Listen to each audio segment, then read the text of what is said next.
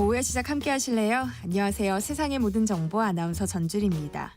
최근 생성형 AI와 사람처럼 대화하며 감정을 나누는 사람들이 늘어나고 있다고 합니다.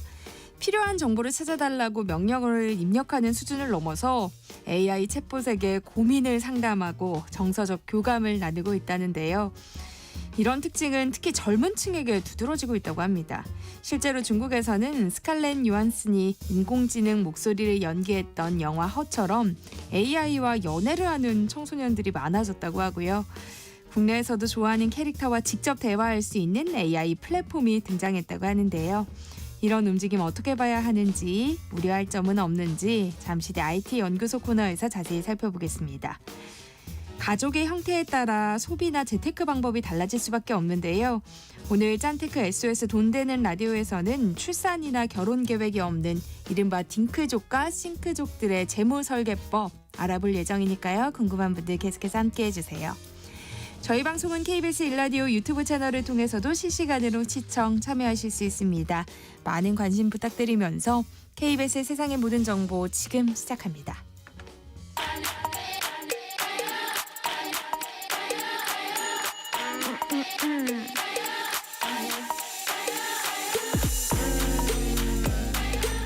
혹시 뉴스 빠뜨리셨나요? 한낮에 전해진 소식들 꼼꼼히 정리해드리겠습니다. 오늘의 뉴스 조현정 시사평론가와 함께합니다. 안녕하세요. 네, 안녕하세요. 네, 먼저 산불 진화 상황부터 살펴봐야 할 것 같은데요. 전국 각지에서 동시다발적으로 발생한 산불로 지금까지 15명의 인명피해가 발생한 것으로 파악되고 있어요. 네, 중대본이 새롭게 브리핑 발표를 했는데요. 인명피해 15명 그리고 3,000명 넘는 주민들이 대피소에 머물고 있고 지금까지 피해 면적은 14,700헥타르로 집계됐습니다. 또 의성 산불은 진화율 55%, 산청 하동이 88%, 울주가 98% 진화율 보이고 있고요. 근데 이 의성에서 시작됐던 산불이 이제 강풍 타고 안동 지역으로까지 확대가 됐어요. 그래서 국가소방동원령을 추가로 발령을 했고 이 국가소방동원령이라는 건 그 특정 시도 지자체 동원령만으로는 부족해서 국가 차원 대응이 필요할 때 발령을 합니다. 이렇게 국가동원령 내림에 따라서 전국 소방차 총 320대가 동원됐고 펌프차는 의성에 226대, 산청에 82대, 울주에 12대가 투입됐습니다. 지금 주민들 속은 타들어가는데 날씨도 따라주지 않고 있어요. 건조한 공기에다가 강풍이 불고 또 연무까지 끼면서 황사바람에 먼지바람 날려오면서 굉장히 열악한 상황입니다. 네, 한덕수 대통령 권한대행은 직무 복귀 후 첫 현장 행보로 경북 의성 산불 피해 현장을 찾았는데요. 피해자 집원에 소홀함이 없어야 한다는 점을 강조했다고요. 네, 출근하고 곧장 중앙재난안전상황실로 방문했습니다. 전국 산불 대응 상황을 점검한 다음에 현장으로 갔는데요. 산불로 인한 그 사망자 유족들에게는 직접 손으로 쓴 위로 편지를 전달했다고도 알려졌고요. 그래서 관계부처에는 주민들의 임시 주거와 급식, 생필품 등 지원에 부족함이 없도록 하라고 당부했고 주거비를 직접 지원하는 방안과 함께 세제, 금융 지원 등으로도 제도적으로 가능한 모든 수단을 주민들에게 상세히 안내하라고도 지시했습니다. 네, 한덕수 권한대행은 복귀 일성으로 이제 좌우는 없다고 강조했는데요. 국가적 재난을 두고도 각종 음모론이 등장해 논란이 일고 있어요. 예, 이거는 뭐 양쪽 진영에서 나오고 있는 얘기인데요. 먼저 한 진보 성향의 유튜버, 진보 성향이라고 말해도 되는지 모르겠어요. 일단 그렇게 보도는 나오고 있는데 영상 제목이 뭐냐면 김건희 산불로 호마의식이 이런 제목이에요. 그러니까 내용이 그런 거예요. 뭐 김건희 여사가 윤 대통령하고 자신의 나쁜 흐름, 이 운대를 바꾸기 위해서 무속적 의식을 실행하느라 뭐 불을 질렀다. 더 강력한 불을 이용해서 안 좋은 기운을 태워버릴 수 있다는 거라는 그런 주장을 이 유튜버는 펼쳤고 여기서 이제 뭐 살이 붙으니까 뭐 화 기운을 더해야 돼서 불이 필요했다. 뭐 이렇게까지도 얘기가 퍼져나가고 있고 그 반대쪽에서는 또 간첩들이 국가 중요 시설을 노리고 조직적으로 방어한 거다라는 주장을 펼치고 있어요. 뭐 중국인들이 불을 질렀다라든가 간첩들이 그랬다라는 거고 이것뿐만이 아니라 주말부터 며칠째 이 DC 인사이드 사이트에는요. 산불은 반국가 세력의 테러다. 경찰처럼 소방관도 믿을 수가 없다. 이런 글들이 300여 건 넘게 올라온 상황입니다. 근데 들으면 아시다시피 이게 애초에 근거도 없어요. 그리고 산불이 외국에서도 굉장히 자주 대형으로 발생하고 있잖아요. 근데 기후 변화가 사실은 더 큰 원인이라는 말이죠. 그 자연 발화하는 횟수도 되게 많아졌고, 그래서 근거가 일단 1차적으로는 근거가 없고. 그리고 이런 게 문제가 뭐냐면 우리가 뭐 기후 변화에 대응하거나 나무를 어떻게 심어서 앞으로 어떻게 대응하고 소방 장비는 어떻게 하고 이런 우리가 논의해야 되는 우리가 바라봐야 되는 본질을 완전히 흐려버리는 그런 문제가 있죠. 또 사회 분열이나 신뢰도를 저하시키는 건 물론이고요. 그래서 전문가들은 이런 현상이 우리 사회의 극단적인 갈등이 위험 수위에 다다랐다는 걸 보여주는 거라고 진단을 하고 있고요. 무엇보다 가짜 뉴스를 만들어내고 그걸 뿌리는 플랫폼 생산자에 대해서도 책임을 묻지 않고 방치한 대가를 치르고 있다라는 지적도 나오는데 왜 그렇잖아요. 유튜브도 그렇고 텔레그램도 그렇고 항상 여기서 이런 많은 범죄들이 만연하고 있고 언젠가부터였을까 생각해보면 대표적으로는 뭐 세월호 때가 그랬고 제주항공 참사까지도 이어졌고요. 이렇게 국가재난이 발생할 때마다 유족이나 사망자 고인을 2번 죽이는 그런 행태가 나오고 있는데 그리고 이런 것들에 대한 자정 능력이 이제는 점차 없어진다는 거죠. 그거를 고지고대로 받아들이고 그거에 또 살을 붙여서 재생산하고 이런 것들에 제동이 시급해 보입니다. 다음 뉴스 살펴보겠습니다. 헌법재판소가 이번 주 목요일에 일반 사건을 선고할 것으로 알려졌는데요. 이렇게 되면 윤석열 대통령 탄핵 심판 선고는 빨라도 금요일 이후가 되는 거죠? 예, 원래도 헌재는 통상적으로 매월 마지막 주 목요일에 일반 사건 선고를 진행합니다. 이번에 헌재 뜻은 하던 대로 하겠다. 라는 거고 그러면은 대부분 이번 주 선고를 예측하신 분들은 오늘은 선고 기일이 나오지 않겠느냐 이거였는데 오늘도 안 나오면은 내일 일반 사건하고 다음 날 바로 연달아 한다 이거는 헌재로서는 그런 일은 거의 없거든요. 금요일에 뭐 진행할 수야 있겠지만 법조계에서는 그럴 가능성은 낮다고 보고 있고 실제로 헌재가 그렇게 이틀 연속 선고 진행했던 사례는 딱 한 번뿐이었다고 해요. 그리고 어떤 계속 얘기가 나오는 거는 현직 대통령 탄핵 심판이라는 엄중함, 중요성을 고려해서 라는 말이 나오는데 지금 헌재가 계속 선고를 지연하는 것도 그 자체로도 어떤 고민이라든가 그런 사안의 중대함을 보여주는 그림이기도 하죠. 그래서 4월까지 넘어갈 수 있다라고 점차 여기에 무게가 실리고 있는데 최근에 또 그러니까 워낙에 이거 관련해서는 뭐 썰이라든가 추측이나 이런 건 되게 많았어요.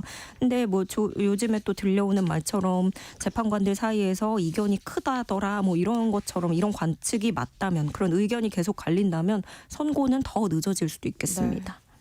네, 우원식 국회의장은 직무에 복귀한 한덕수 국무총리를 향해서 즉시 마은혁 헌법재판관 후보자를 임명하라고 촉구했는데요. 지금 분위기는 어떤가요? 일단은 그 헌법재판소가 한덕수 총리 탄핵 심판 선고하면서 그 한덕수 대행이 헌재 재판관을 임명하지 않은 게 헌법과 법률에 위반된다라고는 판단을 했어요. 그게 파면에 이를 정도는 아니다라는 단서를 붙였지만 위헌이다. 그리고 그중에서도 2명이 각하를 냈지만 각하 의견을 내다 보니까 이거에 대해서는 의견을 덧붙이지 않았어요. 애초에 탄핵소추가 잘못됐다고 본 거지. 그래서 헌법재판관들의 뜻을 보면 다수 의견으로 재판관 임명 안 한 건 위헌이다. 이렇게 본 거예요. 그래서 우원식 국회의장도 입장문을 냈습니다. 헌재는 국회가 선출하도록 돼 있는 3명의 재판관을 임명하지 않은 것에 대해서 자기 의무를 위반했다는 점을 이번 선고에서 명확히 한 것이다. 이렇게 주장을 했고 그러면서 국회가 이 재판관 후보를 선출한 지 석 달이나 됐고 헌재가 이미 권한쟁의 심판으로 결론 내기도 했는데 정부가 이 판단을 거부하는 건 법치주의를 훼손한다는 겁니다. 그래서 헌재의 판단이 이행되지 않는 전례를 만들어서는 결코 안 된다. 이렇게 강조하면서 한덕수 대행이 즉시 후보자를 임명해야 된다고 요구를 했고요. 근데 정작 한덕수 대행은 즉답을 피하고 있어요. 언론 질문도 받지 않겠다고 공지를 했고 그 전에도 기자가 이제 출근할 때 질문을 하잖아요. 그럼 재판관 임명은 어떻게 되는 건지 물어보려고 하는데 말을 자르고 이제 곧 또 뵙겠다 이렇게만 얘기를 하기도 했어요. 한덕수 대행이. 그래서 사실 생각해보면 한덕수 대행은 최상목 대행 이전에 재판관 3명을 모두 임명을 보류했단 말이에요. 최상목 대행이 그중에 2명을 한 거지. 그래서 윤 대통령 선고일까지 임명하지 않을 가능성도 보여지고요. 근데 이거는 한덕수 대행으로서도 그 헌재 판결문에서 또 명분을 찾을 수가 있어요. 왜냐하면 헌재가 이번에 판결문에 임명을 해야 된다라고 밝히면서도 즉각적인 의무가 있는 건 아니다. 이렇게 얘기를 했거든요. 근데 여기서 어느 정도 헌재의 태도를 조금 볼 수 있는 게 임명을 해야 된다. 위헌이다. 하지만 즉각적인 의무가 있는 건 아니다. 그리고 임명하지 않은 게 위헌이지만 파면에 이를 정도는 아니다. 좀 이런 태도로 볼 수 있거든요. 그래서 어쩌면 윤 대통령 선고에서도 헌재 부담을 최소화하는 식으로 앞으로의 수습은 좀 정치권이 하라 이런 방식으로 갈 수도 있겠다라는 생각도 듭니다.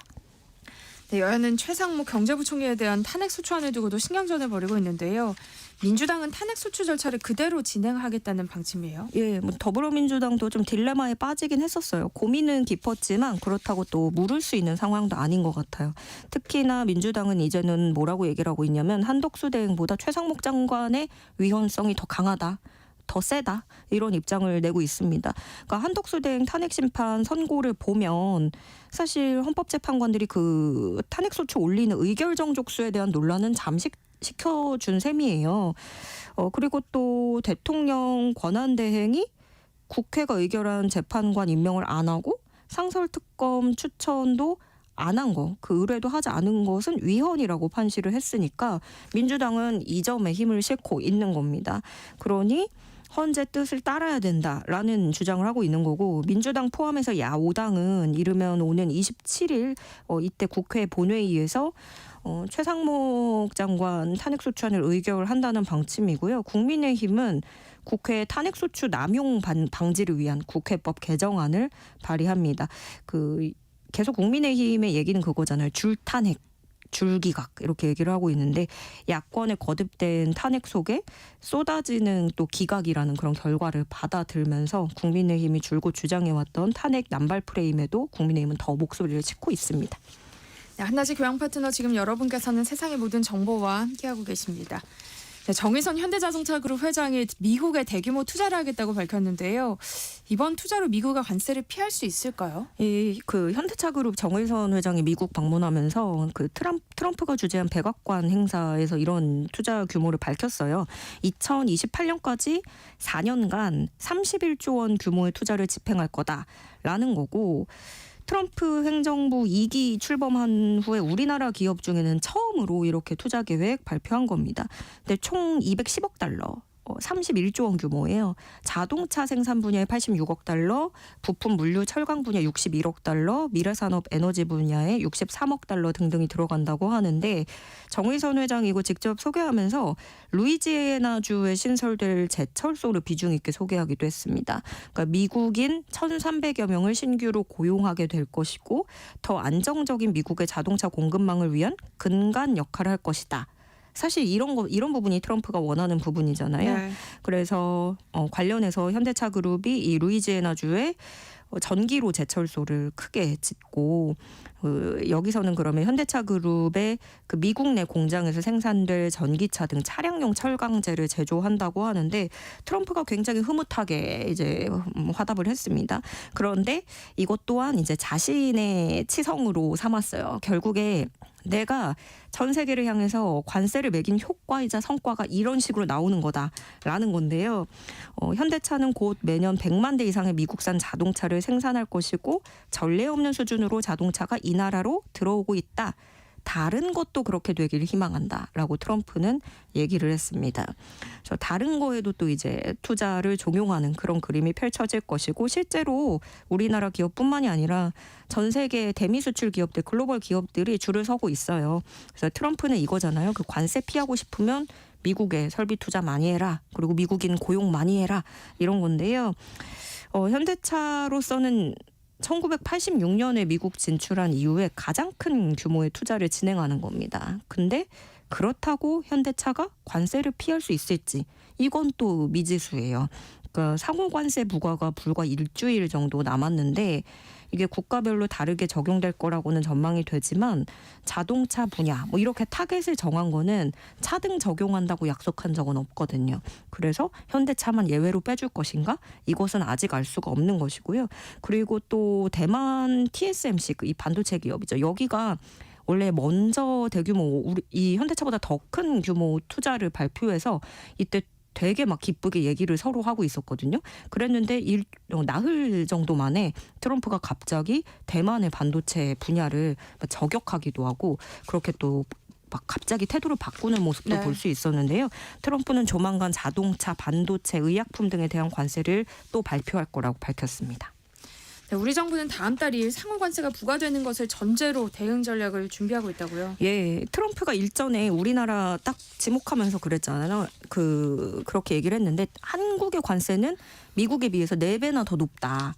언급을 해서 우리가 이거 뭐 증거 있냐 이렇게 얘기를 하기도 했는데 우리 정부는 미국 가가지고 실상 그렇지 않다라는 걸 피력한 거예요. 실질적으로 한국의 대미 관세율은 0% 수준이다. 우리 뭐 FTA도 하고 이렇게 적용을 하면 0%로 현실적으로는 가고 있지 않느냐 이런 것들을 강조를 한 건데 그런데 뭐 이런 설명이 트럼프에게까지 보고됐는지는 확인이 안 됐고 또 산업부 설명에 따르면 사실 미국도 그거 고위 관계자들 그거 다 알고 있다는 거예요. 그럼에도 피하긴 어려울 것으로 보고 있다는 건데 결국에는 다른 이유는 다 필요 없고 우리가 실질적으로 관세 얼마 매기냐 이거 팩트는 중요하지 않고 한국이 미국에서 돈 많이 벌어간다. 이 점 때문에 상호관세 타깃이 될 것으로 보고 있는 거고 안덕근 장관도 이 점을 인정을 하고 상호관세 피하기 어려워 보인다 직접 밝혔어요.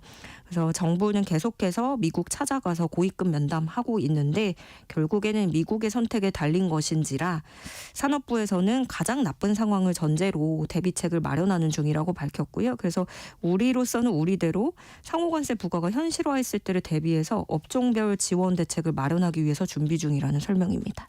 네, 오늘의 뉴스 조현정 시사평론가와 함께했습니다. 고맙습니다. 네, 고맙습니다. KBS 1라디오 세상의 모든 정보 함께하고 계신 지금 시각은 12시 37분입니다. 이 시각 교통정보 알아봅니다. 홍정보입니다.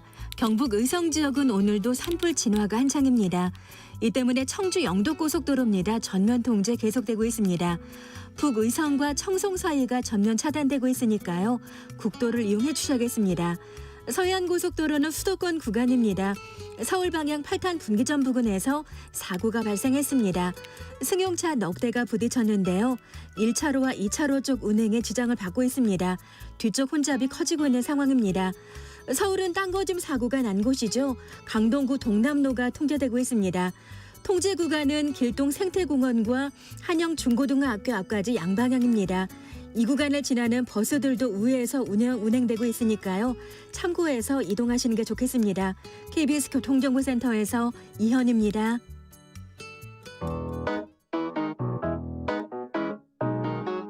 세상의 모든 정보는 청취자분들의 관심과 참여를 기다립니다. 방송 들으시면서 궁금한 점이 있거나 의견 공유하고 싶은 분들 계시면 문자 보내주세요. 추첨을 통해 모바일 쿠폰 보내드리겠습니다. 참여하실 번호는 샵 9730이고요. 짧은 문자 50원, 긴 문자 100원의 이용료가 부과됩니다. 콩 게시판을 통해서는 무료로 참여하실 수 있고요. KBS 1라디오 유튜브 채널을 통해서도 실시간으로 시청 참여하실 수 있습니다. 꼭 알아야 할 정보를 알기 쉽게 전달해드리는 시간입니다. 세상의 모든 지식, 화요일은 IT 이슈 살펴볼 텐데요. IT 연구소 김덕진 IT 커뮤니케이션 연구소 소장과 함께합니다. 안녕하세요. 네, 안녕하세요. 반갑습니다. 김덕진입니다.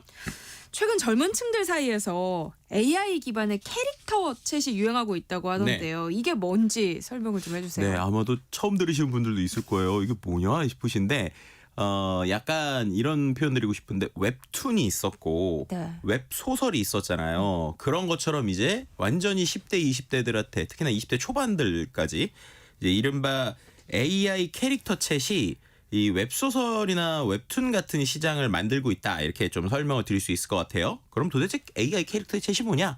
쉽게 말하면 챗GPT 해보셨죠? 네. 챗GPT한테 대화하면 뭔가 답변을 하는데 챗GPT한테 그냥 질문하는 게 아니라 예를 들면 너는 지금부터 초등학생이야 라고 설정을 한 다음에 질문을 하면 답변을 초등학생이 하는 것처럼 역할극을 해서 답변을 하거든요. 네. 그래서 똑같은 질문을 하더라도 그 질문에 대해서 뭐 대학생처럼 대답해 아니면 중학생 수준으로 얘기해 교수처럼 얘기하면 답변이 다 다릅니다.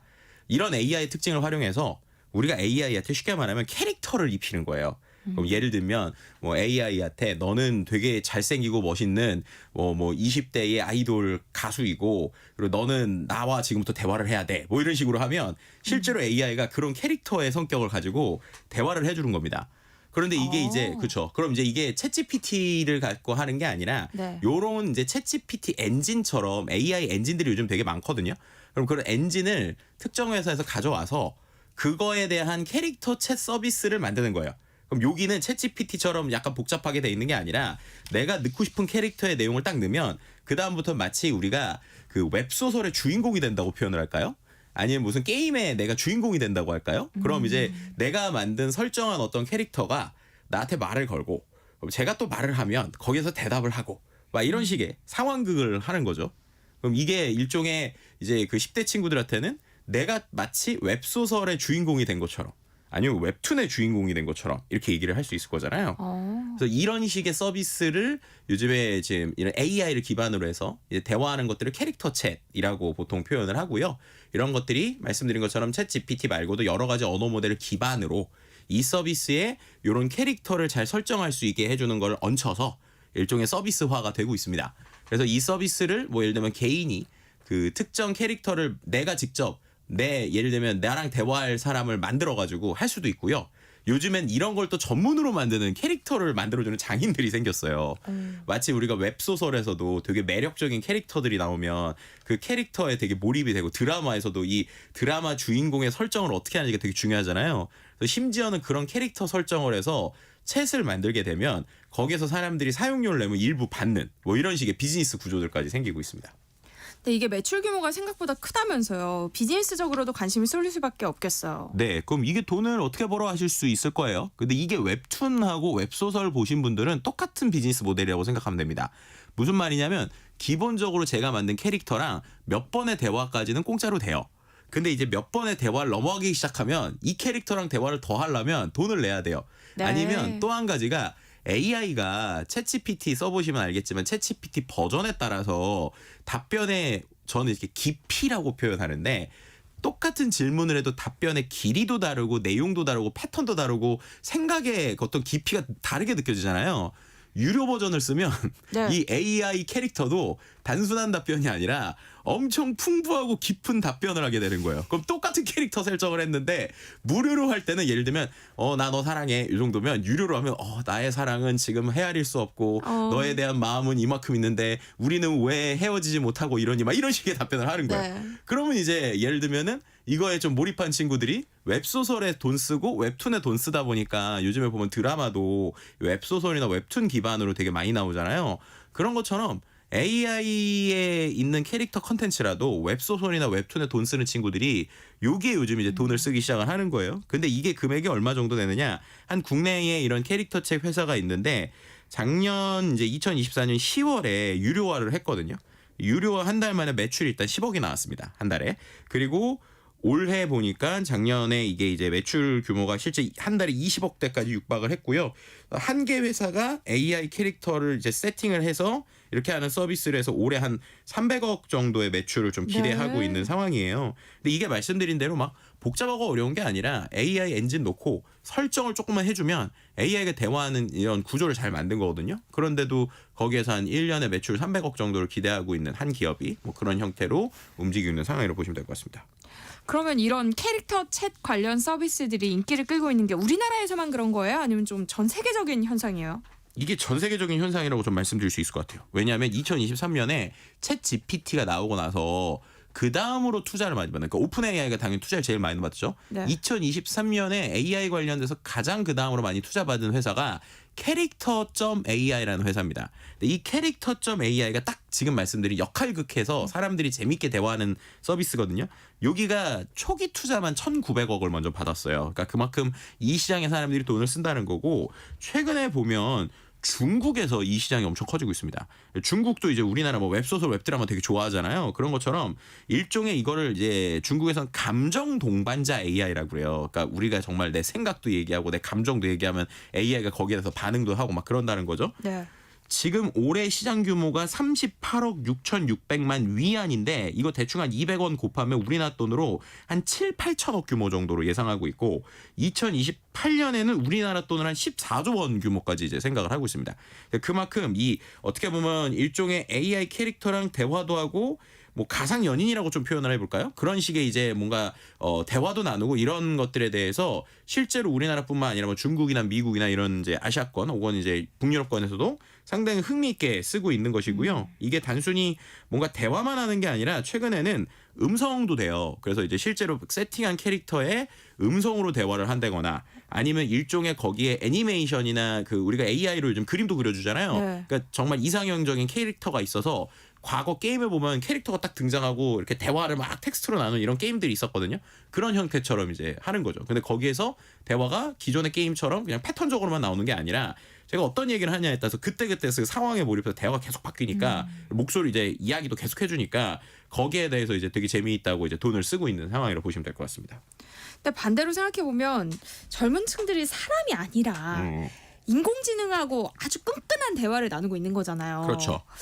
이거 좀 우려되는 지점도 있는 것 같은데요. 그러니까 이게 일종의 그 이렇게 표현드리면 될 것 같아요. 가상 연인이라고 하는 개념은 예전부터 있었어요. 우리가 뭐 온라인상에 있는 어떤 캐릭터랑 뭐 대화를 한다거나 아니면 가상에 있는 어떤 뭐 AI 인플루언서를 대화를 한다거나. 네. 내 생각을 해보면 그거는 이제 둘 중에 하나였습니다. 둘 중에 하나가 뭐냐면 하나는 캐릭터가 있긴 있는데 캐릭터가 AI를 만나기 전에는 답변이 되게 단순했어요. 그러니까 예를 들면 과거에 우리나라에 심심이라는 게 있었거든요. 그래서 이제 AI가 아닌 이런 패턴적인 대화는 물어보면 계속 어느 순간은 반복적인 대화를 하니까 재미가 없는 거예요. 네. 두 번째는 가상 인플루언서라고 하는 시장이 있습니다. 지금도 있죠. 그건 어떻게 되냐면 실제 사람이긴 한데 그 사람이 가상의 캐릭터를 가지고 뭐 대화를 하거나 요즘에 이제 우리가 말하는 아이돌도 가상 아이돌들이 있죠. 그래서 그런 식으로 이제 뭔가 액팅을 하는 거예요. 근데 그건 어쨌든 사람이 하는 거죠.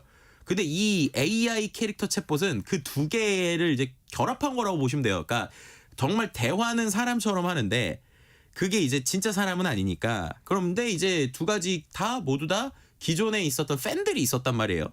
그럼 이제 그렇게 볼 때 우리가 가상의 캐릭터이지만 사람이지만, 그러니까 예를 들면 사람인데 가상의 캐릭터가 있는 거를 좋아했던 거랑 진짜로 사람도 아니고 완전히 AI 캐릭터를 좋아하는 거랑 이제 우리가 말하는 기성세대는 걱정을 느끼고 있는 거고, 네. 그런데 이거를 직접 쓰는 1, 20대들은 뭐가 다르냐라고 얘기를 하는 거예요. 뭐가 다르냐. 이게 무슨 말이냐면 우리가 SNS에서 가상의 인플루언서들도 있고 진짜 인플루언서도 있잖아요. 그럼 예를 들면 SNS 인플루언서를 좋아요를 누르고 댓글을 달아요. 그럼 답글을 해요. 근데 그렇게 할 때 이 답글을 달고 댓글을 다는 행위를 하는 소비자들이 이 실제 인플루언서, 우리가 말하는 SNS에 있는 인플루언서를 볼 거라고 기대를 안 한다라는 거예요. 그런데도 그들이 대화를 해주니까 내가 직접 사람을 만나는 건 아니지만 감정적으로 교류를 느낀다는 거죠. 그렇다면 어차피 내가 안 만날 사람, 가상이든 AI든 똑같은 거 아니야? 그냥 재미의 요소 아니야? 이렇게 느끼는 게 지금 1, 20대들이 여기 돈을 쓰는 거고, 말씀하신 기존 세대는 아니 그러면 이제 연애도 안 할 거고 거기에 있어서 진짜 결혼도 안 할 거고 내가 뭔가 있었던 그런 걱정들이나 힘든 거 그냥 AI한테 다 풀어버리면 현실에서 사람 안 만나는 거 아니야? 라고 하는 걱정을 하고 있는 게 지금의 딱 정확한 스탠스다. 두 이제 세대의 좀 차이다, 이렇게 좀 말씀을 드리는 게 좀 제가 드릴 수 있는 정확한 이제 좀 수위인 것 같습니다. 아, 저는 네. 기성세대인가 봐요. 그런 걱정이 돼요. 아니 근데 맞습니다. 실제로 중국에서는 AI와 감정 교류를 문제로 지적하는 목소리가 나오고 있다면서요. 맞아요. 근데 이제 제가 지금까지 말씀드린 건 약간 그 미성년자가 아닌 부분에 대해서는 저는 그럴 수 있다고 봐요. 근데 약간 미성년은 다르다고 봐요. 왜냐하면 아무래도 이 정서적 교감을 하는데 여러 가지 좀 그 뭐라고 해야 되나, 좀 사회화 훈련도 필요하고 교육을 해야 되잖아요. 근데 그런 부분에서 이 AI 채팅 소프트웨어가 좀 청소년들이 갖게 되는 생각에 조금씩 조용하게 침투한다라는 겁니다. 네. 실제로 어떤 이슈들이 나오고 있냐면 초등학생 6학년 딸이 있는 중국에 있는 그 어머니의 이야기들이 이제 기사에 좀 실렸는데 딸이 초등학교 6학년 딸이 AI 남자친구에 푹 빠졌다는 거예요. 근데 대화를 하는데 대화의 수위가 너무 높다는 겁니다. 그러니까 왜냐하면 AI 캐릭터랑 대화를 하는데 예를 들면 소설이거나 웹툰이면 이게 스토리가 이미 있는 거고 보는 거니까 네. 만약에 부모님들이 보게 되면 아 이거는 좀 위험해라고 이제 할 수가 있잖아요. 근데 이 AI 캐릭터는 그때그때 대화할 때마다 이게 뭔가 그 우리로 치면 사탕 박스에서 사탕이 이렇게 뭐 하나하나 나오지 랜덤하게 나온단 말이에요. 그렇게 되니까 항상 서비스를 쓰고 있는 걸 볼 수는 없는데 가끔씩 봤더니 야 이거 너무 수위가 높은데? 라고 이제 생각을 한다는 거죠. 네. 그리고 이게 중독성이 상당히 높다는 거예요. 왜냐하면 우리가 모든 그 모바일 서비스 중에 전 세계에서 가장 항상 잘 되는 게 뭐냐면 메신저 서비스입니다. 생각해 보시면 우리나라에서 메신저 서비스가 잘 되죠. 왜냐하면 사람들은 인터랙션 하는 걸 되게 좋아하거든요.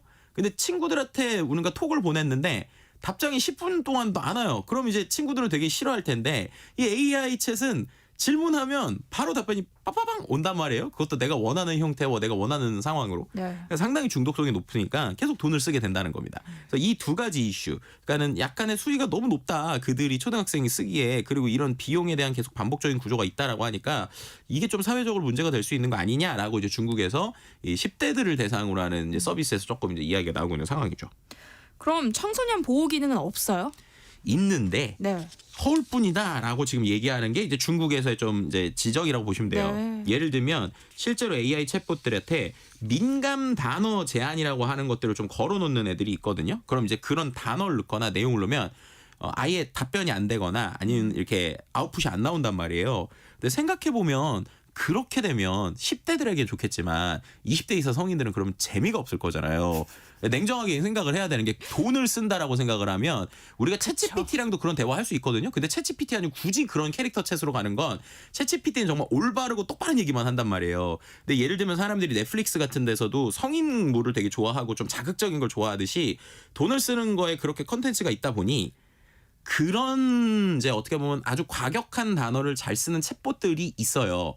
그런데 그런 것들을 모아서 아까 말한 몇몇 사이트는 필터가 걸려 있는데 필터가 안 걸려 있는 AI 챗봇 모음 추천 뭐 이런 게시물이 많다는 거예요. 중국 안에서. 네. 그러니까 이제 결국에는 청소년들도 뭔가 가이드라인이 있는 AI를 쓰는 게 아니라 그런 거 없는 AI가 더 많으니까 그걸 더 쓰게 되고 또 이제 그 안에서 얘가 이제 조언도 해주고 막 그런단 말이에요. 근데 AI가 해주는 조언은 뭔가 사람이 해주는 게 아니라 아까처럼 그 캐릭터의 관점에서 조언을 해주니까 마치 약간 그 뭐 약간 비약하자면 불량 친구가 자기 생각대로 막 하는데 그거를 진짜 막 AI가 해준 말이냐 이제 이해를 할 수 있다. 그래서 그런 부분에 있어서 청소년의 어떤 성격을 만들 때 좀 위험할 수 있다라는 게 오히려 지금 중국에서 좀 나오고 있는 얘기고요. 청소년의 성장을 뭐 잘못 인도하거나 해로운 언어나 감정 패턴에 노출돼서 좀 잘못된 인식을 갖게 할 수 있다라고 하는 게 지금 이제 중국에서 나오고 있는 이야기라고 보시면 됩니다.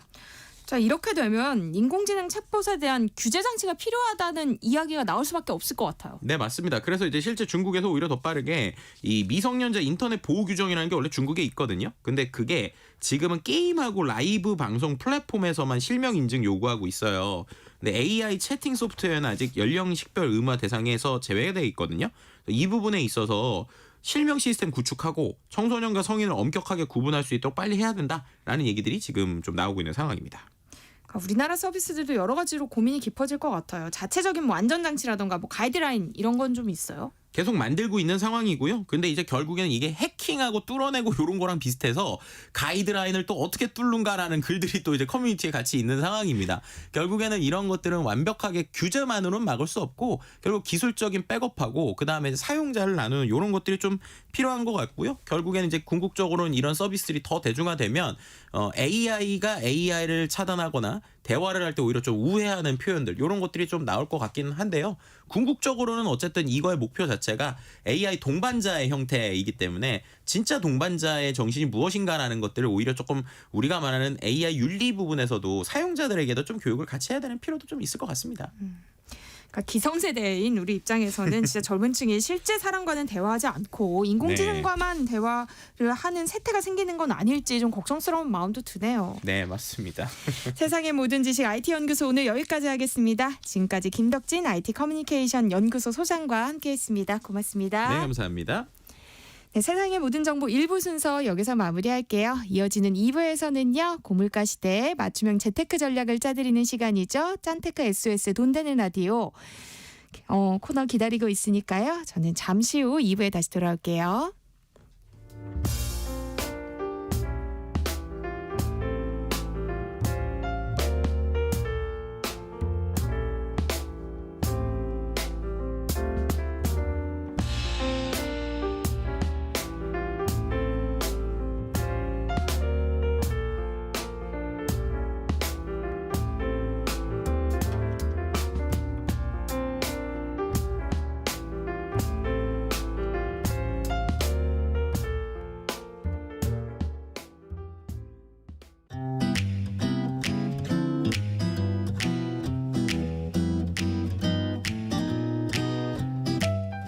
안녕하세요. 바른말 고운말입니다.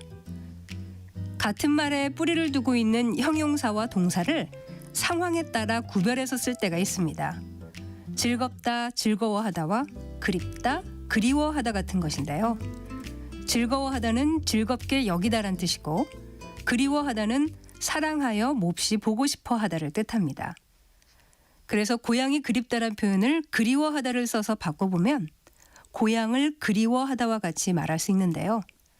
이처럼 형용사 그립다의 어간에 아, 하다를 붙여서 그리워하다란 동사를 만드는 것이죠. 그렇다면 다음에 예문을 들어보시고 잘못된 것이 무엇인지 찾아보시기 바랍니다. 대답을 해야 할지 말아야 할지 망설여 하더군요. 여기서는 망설여 하다라는 표현이 잘못된 것입니다. 그 이유는 망설이다 자체가 이미 동사기 때문에 여기에 하다를 덧붙여서 쓸 필요가 없기 때문입니다.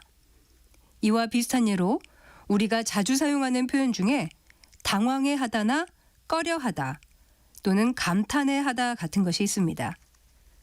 이 중에서도 당황하다를 형용사로 알고 계신 분들이 꽤 있는데요. 이것은 놀라거나 다급하여 어찌할 바를 모르다라는 뜻의 동사입니다. 그리고 꺼리다와 감탄하다 역시 동사기 때문에 하다를 붙여서 꺼려 하다나 감탄해 하다처럼 만들 수는 없는 것입니다. 지금까지 바른말 고운말 아나운서 국혜정이었습니다.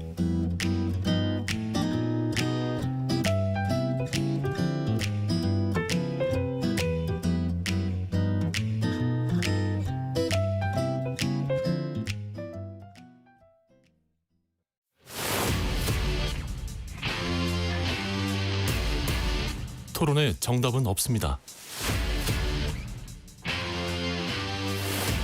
토론이 세상을 바꿀 수도 없습니다. 하지만 질문은 새로운 세상을 만들 수 있습니다. 질문으로 올바른 세상을 만드는 첫걸음. 평일 저녁 7시 20분 KBS 열린 토론.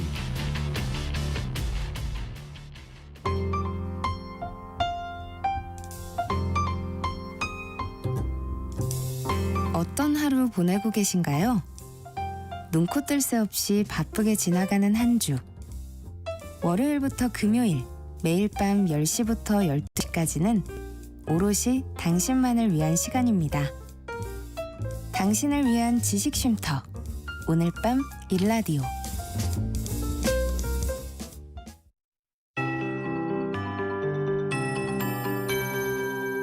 KBS 58분 날씨. 오늘은 보건용 마스크를 꼭 착용하셔야겠습니다. 최근 고비 사막과 내몽골 고원에서 발원한 황사가 우리나라 상공을 지나면서 서울을 포함한 전국 대부분 지역에서 황사가 관측되고 있습니다. 이 때문에 1시간 평균 미세먼지 농도가 관악산은 174, 서울은 143 마이크로그램, 안동은 339 마이크로그램으로 매우 나쁨 단계까지 치솟아 있습니다. 오늘 종일 전국의 미세먼지 농도 나쁨 수준을 보이겠고요. 대부분 지역에서는 일시적으로 매우 나쁨까지 오를 수 있겠습니다. 동쪽 지역을 중심으로는 대기가 매우 건조한 가운데 해안 지역을 중심으로 바람이 매우 강하게 불겠습니다. 강원 동해안과 남부 내륙과 산지, 경북 동해안과 북동 산지, 서해안에는 강풍특보가 내려졌습니다. 오후부터 이들 지역으로 순간적으로 초속 20에서 30m 안팎의 태풍급 돌풍이 부는 곳이 있겠습니다. 수도권과 강원도에는 산불 위기경보 경계 단계, 충청 이남 지역에는 심각 단계가 계속해서 발령 중인 만큼 불씨 관리 철저하게 하셔야겠습니다. 오늘도 낮 동안 온화하겠습니다. 낮 기온 서울 19도, 대구 26도 등 대부분 20도 이상 오르겠는데요. 목요일에는 전국에 비가 내리겠습니다. 비가 오기 전까지 산불 예방에 힘써 주시기 바랍니다. 현재 서울의 기온은 17.9도입니다. 조하늘입니다.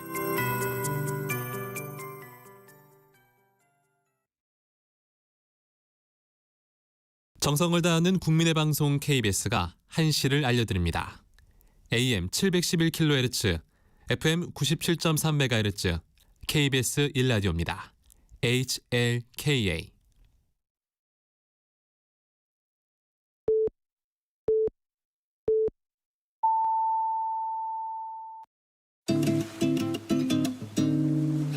나른한 오후를 책임질 영양 만점 지식 비타민.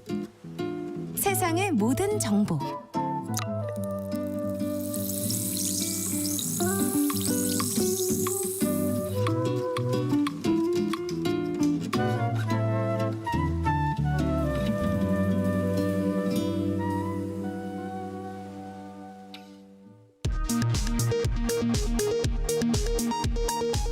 이 시각 라디오 정보센터 뉴스입니다.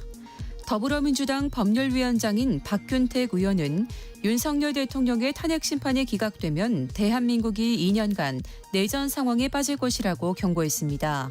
민주당은 신속한 윤 대통령 파면 선고를 촉구하는 국회 결의안 채택에 나섭니다.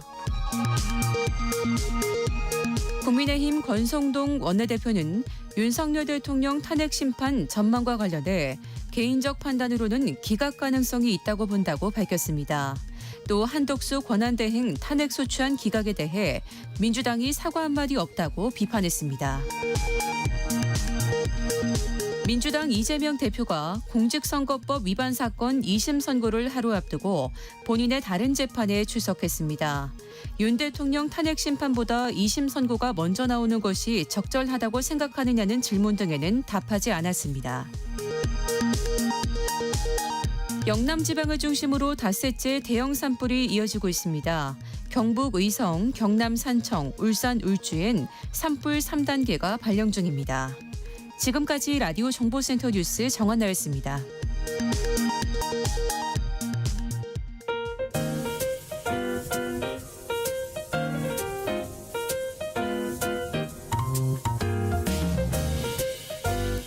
정신없이 바쁜 하루, 지금 우리 주변에서 벌어지고 있는 사건, 사고 소식들 한숨 돌리며 살펴보시죠. 하프타임 뉴스 임선은 뉴스캐스터와 함께합니다. 어서 오세요. 안녕하세요. 자, 어제 저녁 서울 강동구에서 땅 꺼짐 현상이 발생해서 오토바이 운전자 한 명이 실종됐는데요. 조금 전 심정지 상태로 발견됐다는 소식이 들어왔어요.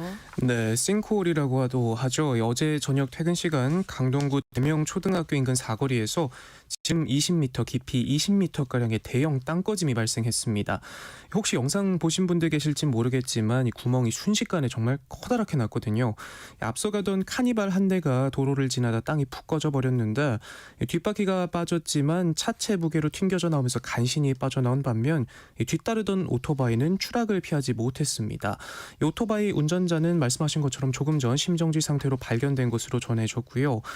싱크홀 아래에는 약 2,000톤의 물과 토사가 섞여 있는 상태로 알려졌습니다. 소방당국은 잠수복을 입은 구조원들이 일일이 손으로 흙을 퍼내며 매몰자를 찾았는데 싱크홀 가까운 부분 상단에 균열이 발생한 것을 확인한 이후에는 더 이상 들어갈 수 없었다라는 상황을 설명하기도 하면서 추측되는 토사량만 자그마치 6,500톤에 육박한다 덧붙이기도 했습니다. 사고 원인은 도로 아래 상수도관 파열로 인한 수도 누수로 추정되고 있는데 싱크홀 크기는 점차 커지고 있는 상황으로 전해지고요. 땅꺼짐이 일어난 현장 아래에선 지하철 9호선 연장 공사가 진행되고 있던 것으로도 파악됐는데 경찰과 소방당국 등은 정확한 발생 원인과 피해 규모 등을 조사할 예정입니다. 땅꺼짐 발생 전조 증상이 있었다는 주장도 나오던데요. 네, 주변 상인은 최근 매장 바닥이 갈라진 데 이어서 당일 오전엔 빗물바지 주변에 큰 구멍이 나는 등 사전 조짐이 있었다라고 말했는데요.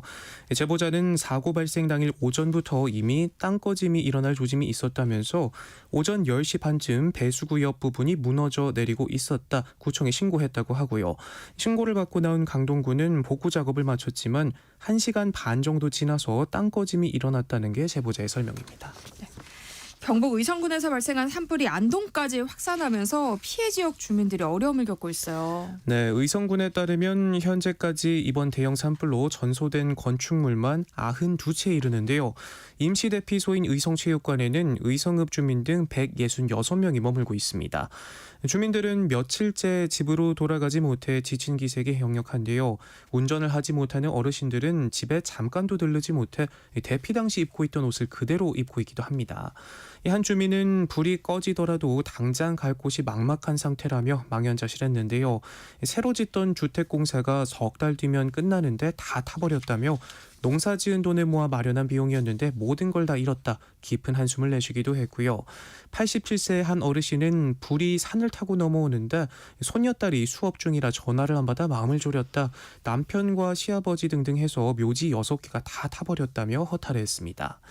건조한 날씨와 강풍 탓에 꺼질 듯 꺼지지 않은 불은 농민들의 속까지 새까맣게 태워버리고 있는데요. 바람을 타고 번진 불에 옥종면 뒤양리 주민 130여 명이 지역 문화시설로 대피하기도 했고요. 불길이 잡힌다 싶어 마음 놓고 잠을 잤는데 다음 날 들려온 긴급 대피 안내방송에 급히 발길을 옮겼다며 놀란 가슴을 쓸어내린 주민도 많았습니다. 화마에 돌아갈 집도 삶을 일굴 과수원도 잃어버린 주민들은 제발 비 좀 왔으면 하는 한마음으로 빌고 있다고 하네요. 그러게요. 제발 비 좀 왔으면 좋겠는데요. 비 예보는 없어요? 네, 아직 진화에 어려움을 겪고 있는 가운데 내일까지 대기가 건조해질 것으로 예상되면서 산불 확산 위험이 최고조에 달할 것으로 보이는데요. 모레로 예고된 봄비가 간절한 상황입니다. 기상청에 따르면 오늘과 내일 서풍이 한반도 동쪽에 고온 건조한 바람을 계속 불어넣을 전망인데 산불이 커질 수 있는 높은 건조도와 강풍, 적은 강수 이렇게 3박자가 갖춰진 셈인데요. 관건은 27일 예고된 비구름대입니다. 이날 오후까지 전국에 비가 내리겠고 충청권과 전라권, 경상권, 제주도에는 밤까지 비가 이어지는 곳이 있을 것으로 예보됐는데 다만 대기가 워낙 건조한 상태인 데다 산불 지역에선 비가 불에 닿으며 곧바로 증발해버릴 수 있어서 강수량이 많아야만 진화에 도움이 될 수 있다고 합니다. 이 비로 당장의 심각한 메마름은 해결되겠지만 추가적인 강수가 없어 대기가 다시 급속도로 건조해질 수 있고요. 특히 주말에는 북쪽에서 거센 찬바람이 내려올 것으로 보여 산불이 꺼지지 않았을 경우 진화에 큰 어려움을 겪을 수 있겠습니다. 한국 남성과 베트남 여성의 이혼 증가율이 크게 늘면서 위장 국제결혼 논란에 다시 불이 붙고 있어요. 네, 오죽하면 국적을 따자마자 헤어질 결심부터 세운다. 결혼 전부터 이혼이 목표다라는 표현까지 등장하는데요. 통계청에 따르면 한국 남성과 베트남 여성의 이혼 증가율이 13년 만에 최고치에 달했습니다. 외국인이 한국인 배우자와 혼인한 상태로 한국에 2년 이상 주소가 있거나 혼인한 후 3년이 지나고 한국에 1년 이상 주소가 있으면 한국 국적을 취득할 수 있는데요. 주목할 만한 점은 한국 국적을 취득한 베트남 여성 중 일부가 이혼 후 자국 남성과 재혼하는 경우가 적지 않다는 점입니다. 지난해 한국 여성과 베트남 남성 간 혼인 건수는 총 771건으로 전년보다 2.1% 줄었지만 그중 90%가 넘는 728건이 재혼이었던 것으로 조사됐는데요. 결국 베트남 여성이 결혼을 통해 한국 국적을 취득한 이후 다시 베트남 남성과 혼인하는 경우가 많았다는 게 통계청의 설명입니다. 이 때문에 국적 취득용 위장 결혼 논란이 다시 수면 위로 떠오르고 있습니다. 네, 요즘 도로 곳곳에서 난폭 운전을 하는 자전거 운전자가 많아졌어요. 네, 최근 학생들 사이에서 픽시 자전거가 큰 인기를 끌면서인데요. 도로 곳곳에서 무리지어 다니며 난폭 운전 즐기는 모습 어렵지 않게 찾아볼 수 있습니다. 대다수는 그저 멋이 없다는 이유로 헬멧은 거들떠보지도 않고요. 특히 픽시 자전거는 제동 장치가 없기 때문에 자칫 사고라도 나면 운전자 본인뿐만 아니라 큰 사고로 이어질 가능성이 많습니다. 묘기를 부리기 위해 만들어진 자전거라 브레이크가 안 달려 있는데 자전거를 세우려면 뒷바퀴를 이리저리 갈짓자로 끄는 이른바 스키딩이라는 기술을 구사해야 하거든요. 아이들 눈에는 그저 멋진 기술로만 보이겠지만 도로 위 시민들에겐 언제 어디서 튀어나올지 모르는 공포의 대상입니다. 네. 이 때문에 일부 시민들은 폭주족과 다르게 뭐냐, 도로를 무리지어 달리면서 차나 보행자를 위협하는데 아이들이라고 봐주는 거냐 불만을 토로하기도 하고요. 이 픽시 무리가 엄청 속도를 내면서 달리다가 행인 앞에 갑자기 멈춰서는 챌린지를 하던데 부모들도 애들이 사달라고 조르니 마지못해 사줬겠지만 사주기만 하고 방치할 게 아니라 안전하게 즐기는 법도 알려줘야 하는 것 아닌가 싶다 쓴소리를 남기기도 합니다. 실제 이런 위험천만한 학생들의 놀이에 청소년 자전거 교통사고도 해마다 600에서 700건에 달할 만큼 매년 늘고 있고요. 애초에 제동장치가 없는 픽시를 도로에서 타는 행위는 도로교통법 위반에 해당합니다.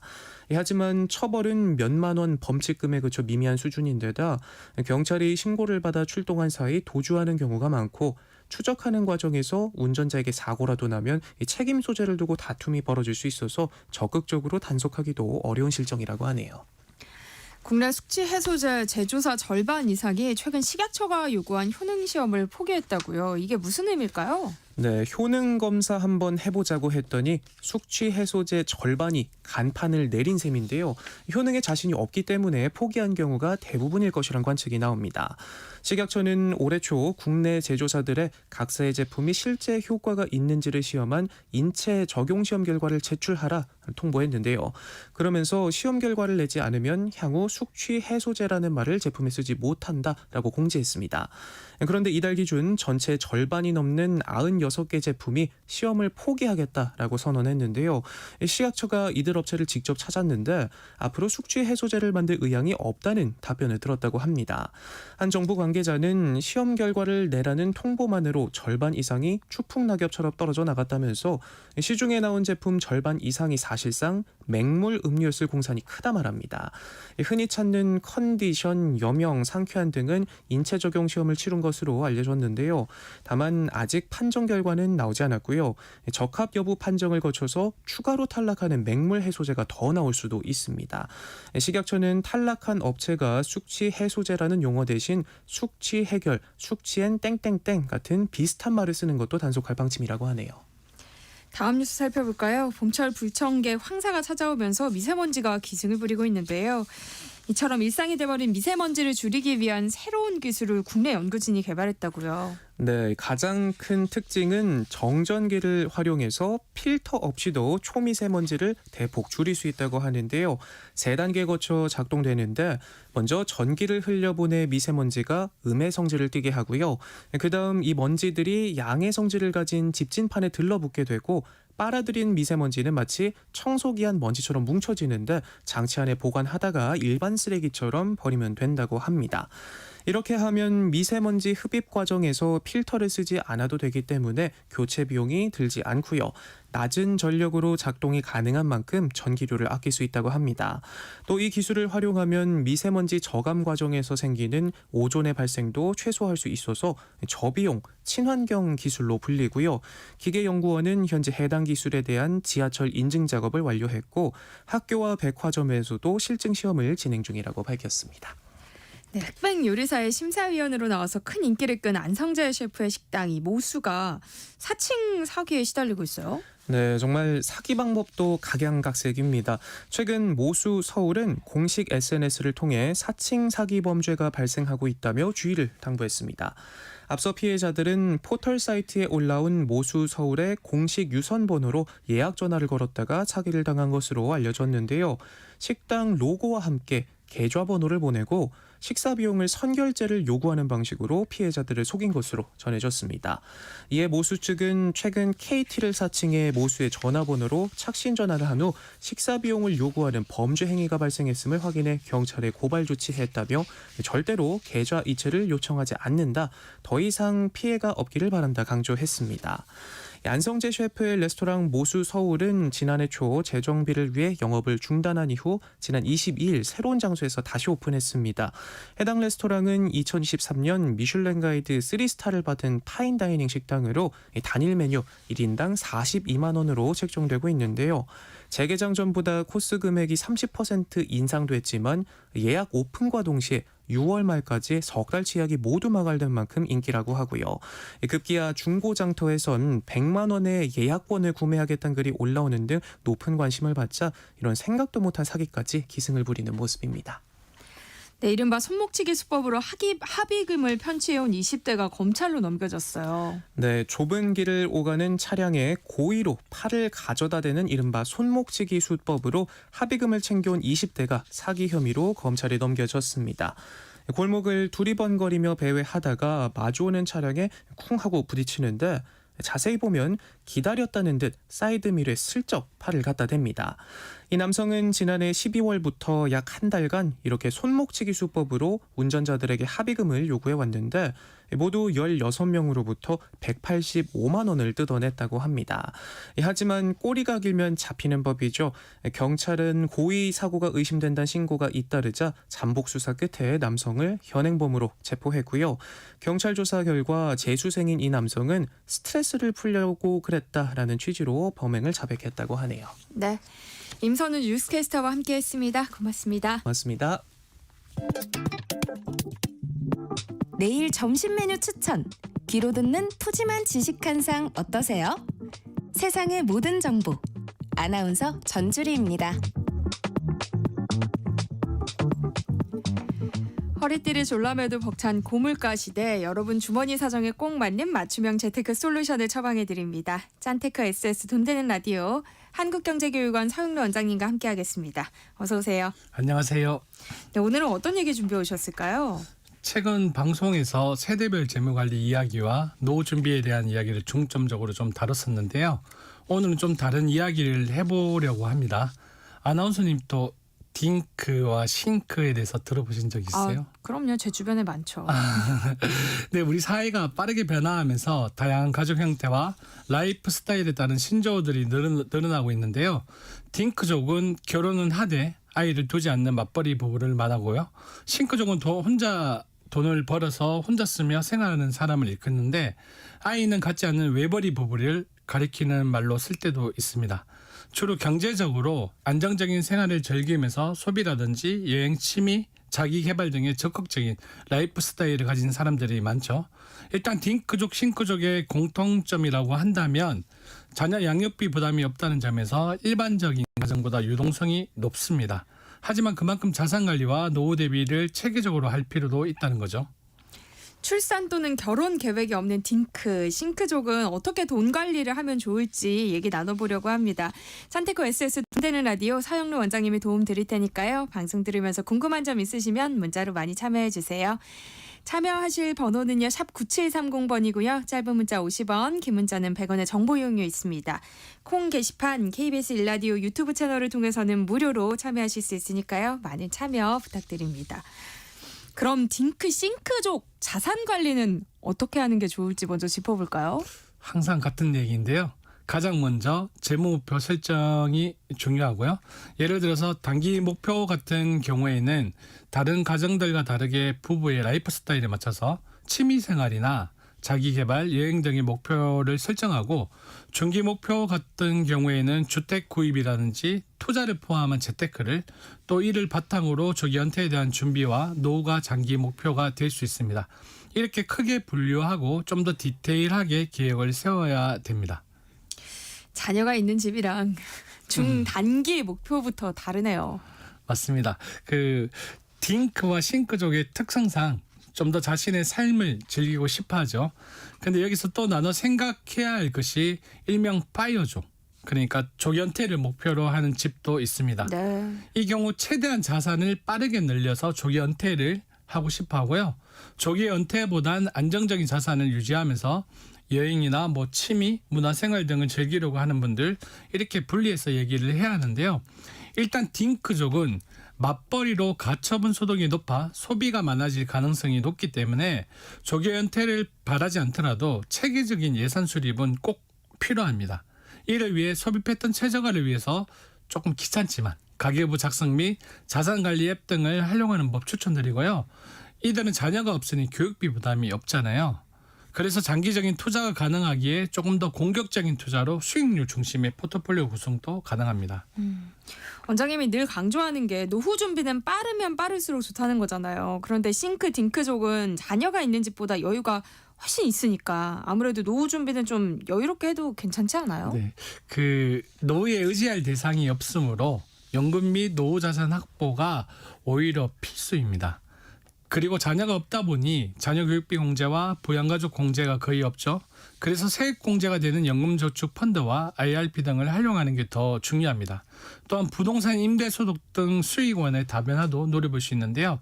실거주 목적 외에도 임대수익형 부동산이나 리츠 투자 등을 활용하는 것도 하나의 방안입니다. 딩크족과 싱크족은 일반 가정보다 자산관리의 유연성이 높은 만큼 본인의 가치관과 목표에 따라서 준비하는 게 중요한데요.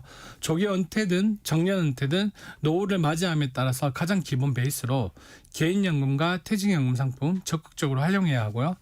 여기에 보태서 앞서 얘기한 IRP, 연금저축펀드 등을 활용하면 좀 더 안정적인 준비가 되겠죠. 그리고 안정적인 수익원을 마련하기 위해서 장기적으로 배당주 상품을 트레이딩하듯이 사모으는 것도 좋다고 봅니다. 네. 그리고 보험 같은 경우에도 자녀 부양 부담이 없으므로 실비보험과 연금보험 위주로 설계하는 것이 맞고요. 노후 의료비 부담을 고려한 대비책으로 비상금 마련도 꼭 필요합니다. 싱크족, 딩크족이 재무계획을 세울 때 고려해야 할 게 또 있을까요? 지난 시간 자녀 교육비뿐만 아니라 높아진 주거비로 자녀 독립 또는 결혼 때 주거비 마련도 도움을 줘야 되는데 어떻게 준비하면 좋을까라는 문자가 있었거든요. 네. 그런데 딩크 싱크족은 그런 걱정은 없죠? 할 필요가 없죠. 그래서 내 자산을 어떻게 정리할 것이냐를 생각해 봐야 합니다. 배우자에게 또는 사회에 기부하는 방법도 있을 테고요. 최대한 내가 다 사용하겠다 이런 분도 계시겠죠. 본인이 어떤 쪽을 원하는지 계획을 잡고 지출, 재테크 계획을 세워야 합니다. 일단 쓰고 남은 돈으로 기부나 상속을 하겠다는 계획을 했다면 저축이나 투자도 중요하지만 자기 개발이 될 수도 있고 여행이나 취미 등 지출 계획을 잘 세워야 된다고 생각이 들고요. 또 주택에 대한 부분도 내 집 마련을 할 것이냐 아니냐도 정해야 되고요. 내 집 마련을 하지 않겠다면 전월세 비용을 얼마큼 잡을 것인지, 또 부동산 시장이 상승하면 비용이 상승하잖아요. 네. 그럴 때 대비해서 이렇게 계획에 반영해 두고 준비를 해 나가야 됩니다. 그러니까 본인 인생 설계에 맞춰서 지출 계획을 세워두는 게 중요하겠어요. 투자는 어떤 상품이 적절할까요? 앞서서 공격적인 투자가 가능하다고 하셨잖아요. 네, 그 ETF는 글로벌 분산 투자를 원칙으로 해서 S&P 500이나 나스닥 100 그리고 배당주 ETF 상품 등을 활용하는 것도 좋고요. 주식 같은 경우에는 미래 성장주와 배당주 조합으로 모아간다 생각하고 매집을 하게 되면 좀 더 안정적으로 자산을 늘려갈 수 있다고 봅니다. 위에서 잠깐 언급했지만 주거용 주택으로 부동산 투자를 한다면 상급지의 이동 등으로 자산을 불려나갈 수 있다고 보고요. 실거주보다 수익형 부동산으로 투자를 한다면 상가나 오피스텔 아니면 소액 경매 등을 통한 임대 수익도 고려할 수 있고요. 은퇴 후 관리 부담을 줄일 수 있는 리츠 상품을 선택할 수도 있겠죠. 이때 부동산이나 금융자산을 향후 상속세 및 정유세 절세 전략으로 공동 명의로 자산 관리를 하는 것도 방안이 될 수 있습니다.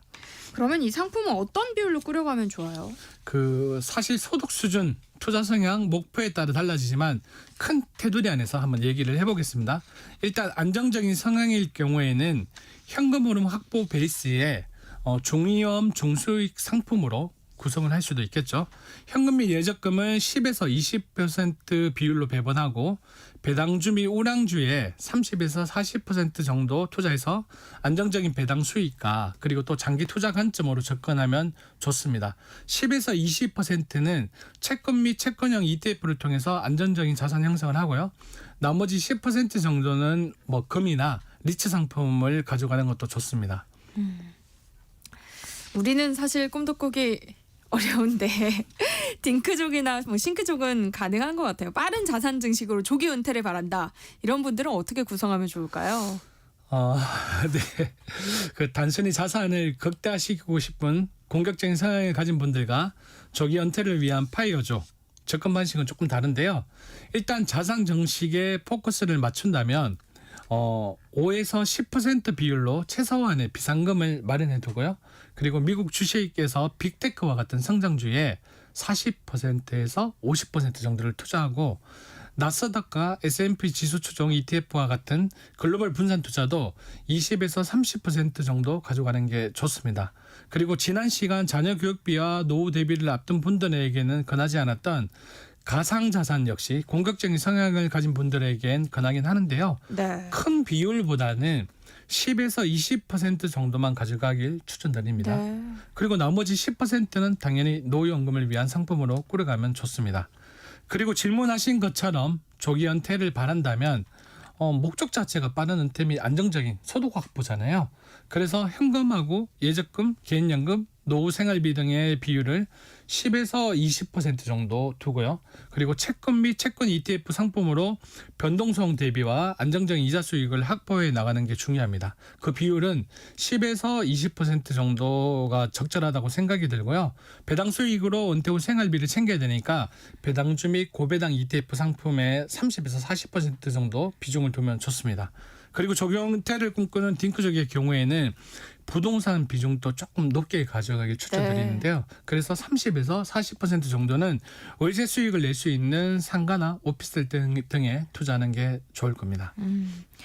그런데 앞서 얘기한 싱크족의 경우 여기서 더 신경 써야 할 게 있다면서요. 사실 1인 가구의 경우에는 어떠한 간섭도 뭐 책임도 적기에 자산 관리에 대해서 좀 루즈해질 수 있잖아요. 네. 그래서 월급의 일정 비율을 소비와 저축, 투자로 나눠 관리하는 게 좋고요. 외벌이 가정의 경우에는 생활비 절감을 통해서 고정비 절감도 진짜 중요합니다. 또한 최소 12개월에서 24개월치 좀 크죠? 그런 생활비를 비상금으로 준비해서 긴급한 상황을 대비하는 것도 중요하겠고 1인 가구의 경우에는 노후에 혼자 남게 되니까 간병보험이나 또 치매보험에 가입해서 장기 요양비에 대한 대비도 하면 더 좋겠죠. 그리고 싱크족이나 딩크족이나 모두에게 해당되는 말인데요. 무계획적인 소비는 위험할 수 있으니까 뭐 수입 대비 총 지출 비율을 정하고 계획하에 지출과 저축을 하는 게 제일 중요하다고 생각됩니다. 네. 마지막으로 덧붙이고 싶은 말씀 있으실까요? 딩크족과 싱크족은 자산 정식의 기회가 많은 만큼 목적에 맞는 투자와 노후 대비가 핵심인데요. 리스크 관리를 위해 일정 비율의 비상금을 확보한 상태에서 자산 정식을 할 수 있는 성장주 ETF 투자를 꾸준히 한다면 자산은 잘 늘려갈 수 있다고 보고요. 네. 그리고 노후 준비를 위한 개인연금과 배당주 투자 또 임대 수익형 부동산에 투자하는 것도 좋으니 잘 살펴보시길 바랍니다. 자녀가 없는 딩크족과 싱크족도 재무 설계가 필요한지 살펴보고 있는데요. 관련해서 궁금한 점 있으신 분들 문자 보내주세요. 서영루 원장님과 함께 상담해 드리겠습니다. 노래 한 곡 듣고 오죠. 마빈 게이의 Let's Get It On. 네, 노래 나가는 동안 여러분들이 보내주신 문자 함께 살펴보겠습니다. 5432님, 저희는 아이 없이 살고 있는 4년차 부부입니다. 저희는 아이가 없으니까 물려줄 재산이 필요한 것도 아니고 내 집 마련이 왜 꼭 필요하냐라는 게 제 생각이고요. 그런데 남편은 또 서울에서 계속 살 거면 집은 있어야 한다고 주장하고 있습니다. 딩크족에게도 내 집 마련이 꼭 필요하다고 보시나요? 하셨어요. 저는 이 질문에 조금 아내분의 의견에 조금 공감을 하는데요. 네. 이게 어떤 문제냐면 나중에 한참 시간이 지나면 결국에는 부부 두 사람만 남게 되죠. 네. 그리고 시간이 좀 더 지나면 결국에는 저희가 이제 뭐 나중에 사망까지 이제 가게 되는데 그렇게 되면 내 집 마련했던 집은 어떻게 처리가 될까가 첫 번째 문제죠. 물론 주택연금을 통해 가지고 내 집을 통해서 뭐 연금으로 받은 형태로 가져갈 수는 있겠지만 일단 남편분이 생각하는 거는 제가 정확하게는 모르겠지만 네. 서울에서 뭐 살 거면 집을 마련한다고 주장하는 부분은 어떻게 보면 재테크의 목적도 좀 강하다고 생각이 들거든요. 그런데 신혼부부들한테 지금 여러 가지 분양 제도의 장점들이 많습니다. 그렇지만 좀 더 세밀하게 들여다보면 출산한 신혼부부한테 혜택이 많기 때문에 무조건적인 재테크의 목적으로 이 비싼 서울집에 주택을 구매하는 것보다는 개인적인 생각으로는 다른 재테크를 통해서 조금 더 미래를 위해서 준비하고 임대형의 주택으로 들어가는 게 더 낫지 않을까라는 생각이 듭니다. 4799님은요. 저는 40대 혼자 살고 있는 남성입니다. 최근 크게 아프고 나서 간병보험을 알아보고 있어요. 간병보험은 언제부터 준비하면 좋을까요? 하셨어요. 제가 노후연금에 대해서 방송하면서 항상 했던 말이 있잖아요. 네. 지금 이 순간. 그래서 그 간병보험은 지금 이 순간 바로 알아보는 게 제일 중요한데 그 전에 네. 이제 40대에 혼자 살고 있다 보니까 내가 아프면 직결적으로 병원에서 들어가는 비용을 받는 실손보험 있잖아요.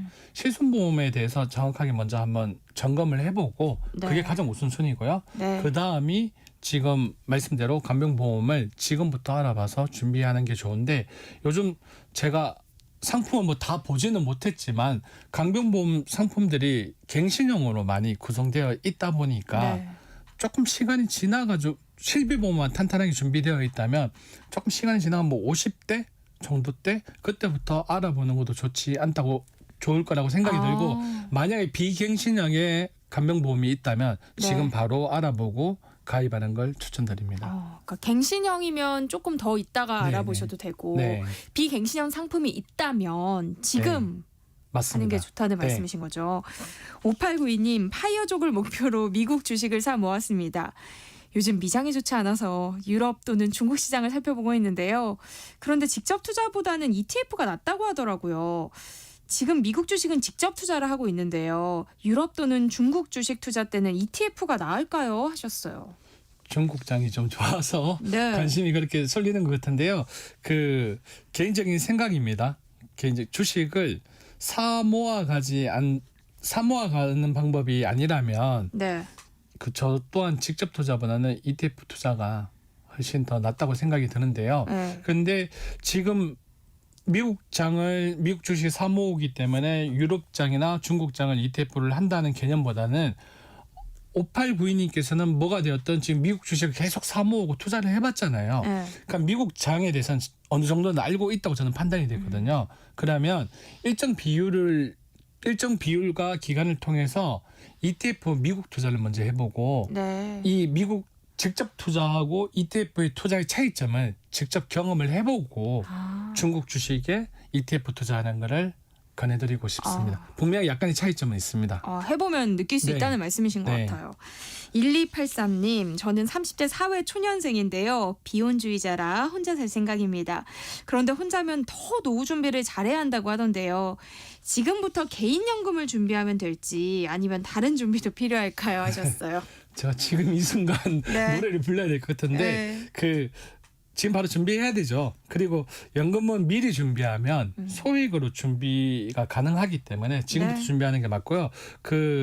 일단은 지금 혼자 살고 있고 앞으로 비혼주의이기 때문에 지금 소득 활동이 있잖아요. 그러면 세액 공제 받을 수 있는 상품들이 없다 보니까 네. 그래서 인적공제 이런 게 안 되죠. 그렇죠. 그래서 미래에 대한 연금을 세액 공제가 되는 상품 있잖아요. 그래서 연금저축 펀드 상품을 소액이라도 준비를 해서 채권형 상품으로 쭉 모아가는 형태로 준비를 하고요. 네. 그리고 그 개인형 퇴직계좌인 IRP, 개인형 퇴직연금은 조금 공격적인 성향의 상품을 해서 두 개 다른 성향의 상품으로 배분해가지고 준비해 나가면 노후에 큰 문제가 없다고 생각이 듭니다. 네, 짠테크 SS 돈 되는 라디오 오늘 여기까지 하겠습니다. 서영로 한국경제교육원 원장님과 함께했습니다. 고맙습니다. 네, 고맙습니다.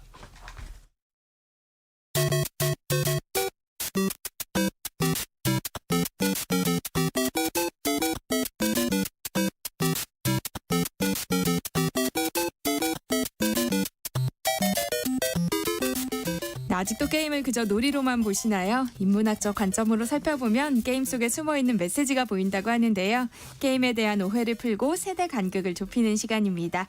해시태그 게임 인문학 이경혁 게임 제너레이션 편집장과 함께합니다. 안녕하세요. 안녕하세요. 이경혁입니다.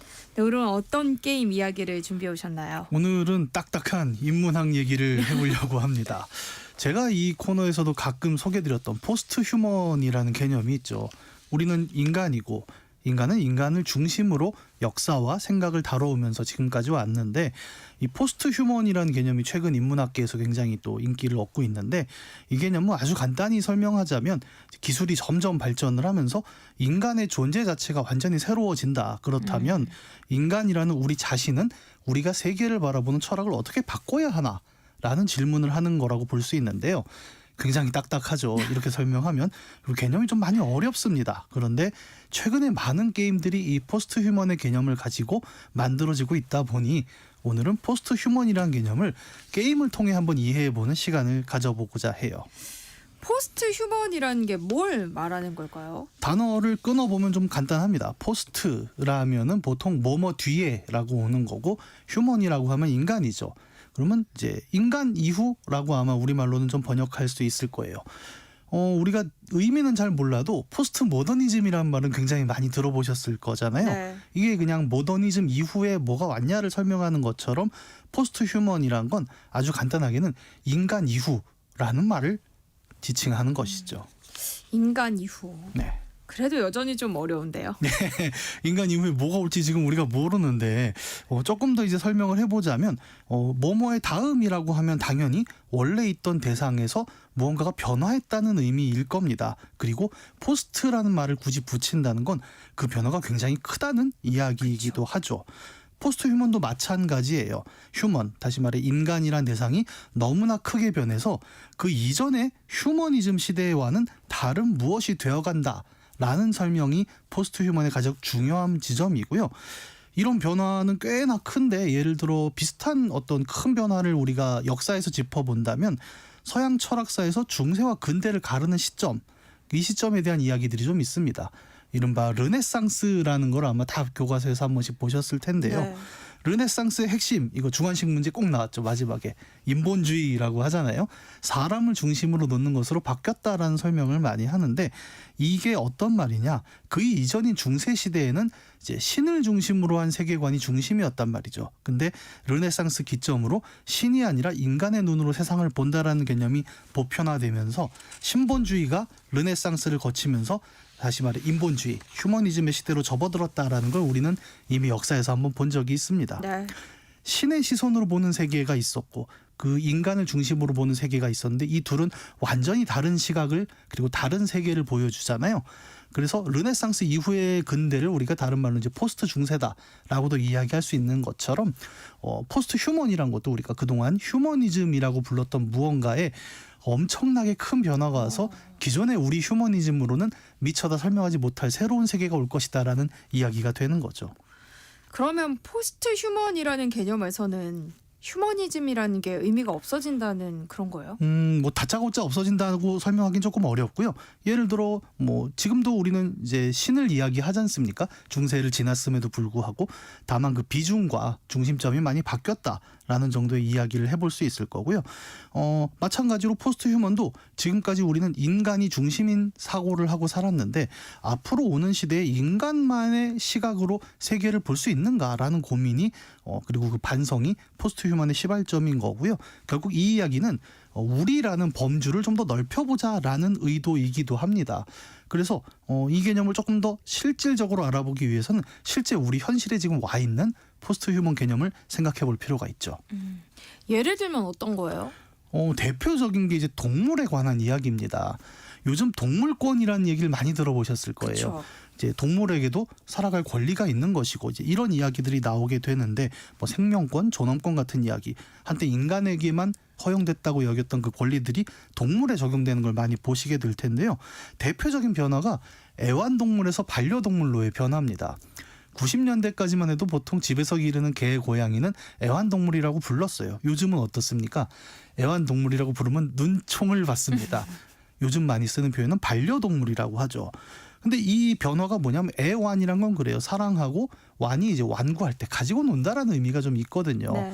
그러니까 인간 중심으로 인간이 키우고 데리고 논다는 의미에서 인간과 함께 살아간다는 의미로 바뀌는 이 동물권의 의미가 바로 포스트 휴먼의 대표적인 사례이고요.